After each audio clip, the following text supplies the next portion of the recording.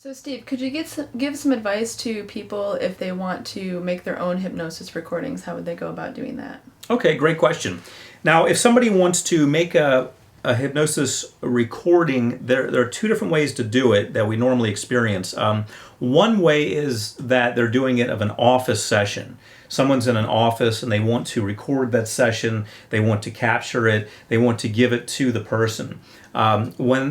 When I do that, I usually use prosumer software, as I call it. It's semi-professional, but it's mainly made for a consumer, as opposed to being made for sound engineers in a recording studio. And Sony SoundForge is great for that. There's a program called Cakewalk that's great for that. These are programs you can learn pretty quickly, and you can mix music into them and give your client a copy of that. Either you can burn it to a CD, or you can even email an MP3 to them. There are all kinds of ways you can FTP transfer an MP3 to them. All kinds of ways you can get the information to them. Realize the hypnosis session is protected by federal law, so it's not something you would take and post somewhere. You would make sure that your communication with them is protected so that nobody else can intercept it. However, that's different from doing a studio recording that you're going to sell, for example. I've done many studio recordings. I spent about 2 years doing a lot of different, gold, platinum, titanium, all those recordings that I made. In that case, we used Pro Tools. Pro Tools is a professional application, a professional software program that's used in movie sets. It's used by professionals around the world. It's recognized as the absolute best when it comes to recording software, for capturing the recording in a professional way, because there are a lot of things that you can do with it.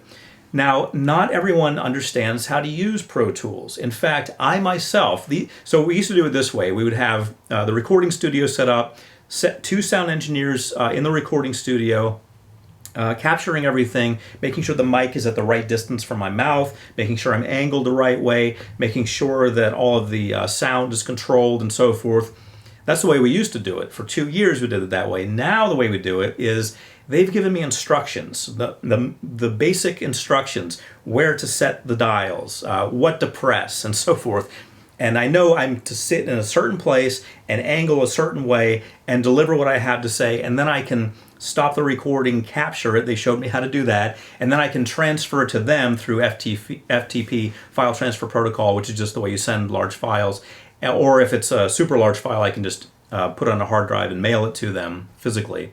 And then they do the magic that they do, because I'm not a Pro Tools engineer. So they put the musical background behind it. So that's when you're doing a professional recording that you're going to sell. It has to be done in that way. You would not use prosumer equipment or prosumer software to do it. We use a handmade Rode microphone made in Australia. We use Pro Tools. We use the latest computer. We always make sure that we have everything just right when we do that. So two different ways of approaching it, and two different approaches. Great.